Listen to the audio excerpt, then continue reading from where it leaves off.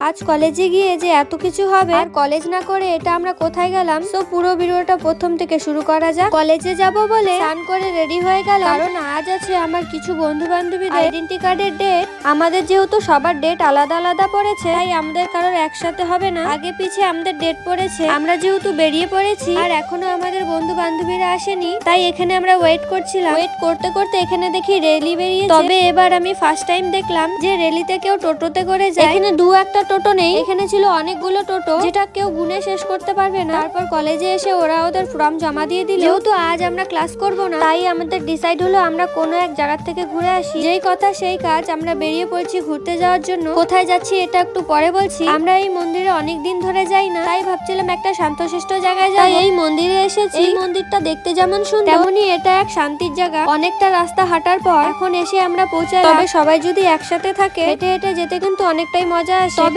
আজ রোদটাও কিন্তু অনেক দিয়েছে। আমরা অনেকদিন ধরে ভাবছিলাম আমরা এই লোকনাথ মন্দিরে যাব, যাওয়া হচ্ছিল না, তাই আজ ডিসাইড হলো যে আজ যাবই। কারণ আজ আমরা কলেজও করিনি আর কলেজের ডকুমেন্টস এর কাজও অনেক তাড়াতাড়ি হয়ে গেছে। তারপর আমরা এখানে এক জায়গায় কিছুক্ষণ বসে কিছু ফটো আর ভিডিও তুলে আমরা এই জায়গায় বসেছিলাম। তবে এই জায়গাটা অনেকটাই ঠান্ডা, কারণ এখন যেহেতু গরমের দিন, ঠান্ডা জায়গায় বেশি ভালো লাগে। আর এরা এখানে ঝুলছিল সবাই মিলে, আর টাইমও অনেক হয়ে গেছিল। অনেকক্ষণ আমরা মজাও করেছি। তারপর আমরা বেরিয়ে পড়ি বাড়ির দিকে। সো ভিডিওটা এই অবধি, দেখা হচ্ছে অন্য কোনো ভিডিওর সাথে।